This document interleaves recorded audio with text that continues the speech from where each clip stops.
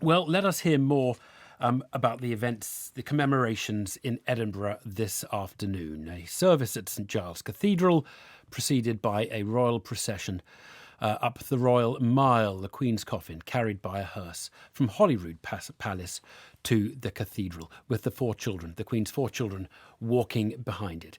Our royal correspondent, Jonny Dymond, is in Edinburgh today and has been following the events.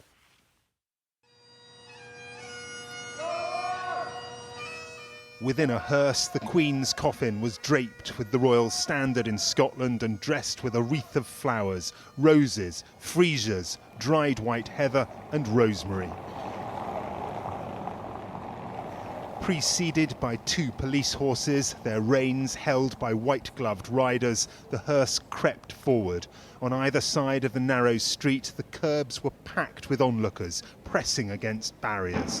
In and out of sun and shade, the procession went, a chill wind at times blowing down the Royal Mile. Behind the car walked Prince Edward, Prince Andrew, Princess Anne and the King, all but Prince Andrew in uniform. And as they walked, the guns rang out from Edinburgh Castle. For 40 minutes, the hearse made its slow journey. In the square in front of the cathedral, a saltire, the flag of Scotland, at half-mast, flapped and snapped in the autumn breeze. Just a few moments ago, the procession turned in front of the space in front of St Giles Cathedral, and the hearse carrying the coffin of the Queen came to a halt. On either side of the car, a bearer party formed up. There is absolute silence here, as if the streets and stones themselves were holding their breath.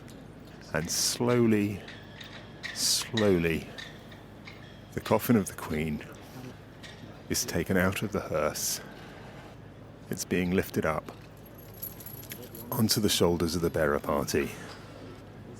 The bearer party is turning the coffin now, very, very slowly, towards the great arch of stone that houses the door to the cathedral.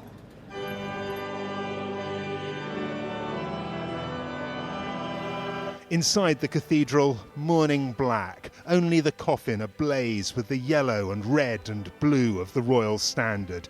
Facing the coffin, the Queen's children. The First Minister, Nicola Sturgeon, read the first lesson from Ecclesiastes.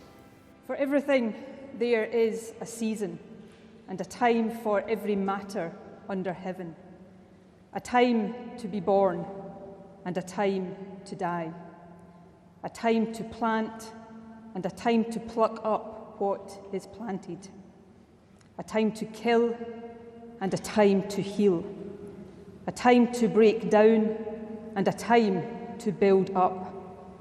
A time to weep, and a time to laugh. A time to mourn, and a time to dance. The cathedral was grey stone outside, but inside bright with light. The homily was given by Dr. Ian Greenshield, moderator of the General Assembly of the Church of Scotland. Much has been said about the Queen's contribution to the life of the United Kingdom and the Commonwealth, which meant so much to her. But here in Scotland, we acknowledge with gratitude her deep links with our land and its people. Her love of the Balmoral estate is well known, and being there latterly brought her great comfort. There she was valued as a neighbour and a friend, and there she drew strength and refreshment during the summer months.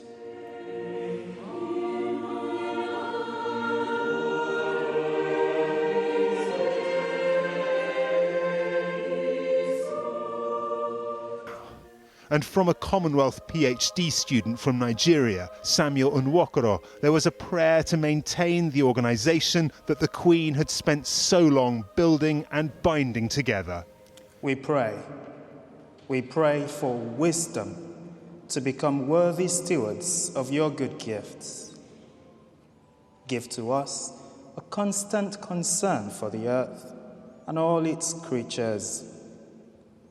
a spirit of understanding in our dealings with others, and keep the nations of our Commonwealth united in bonds of cooperation and friendship.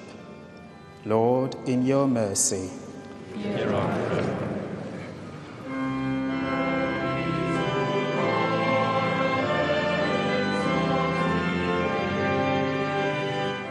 As the final hymn was heard, men from the Royal Company of Archers took up positions at each corner of the coffin.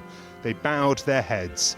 Atop the coffin, the crown of Scotland next to that wreath of flowers. Scotland's vigil around the late monarch has begun.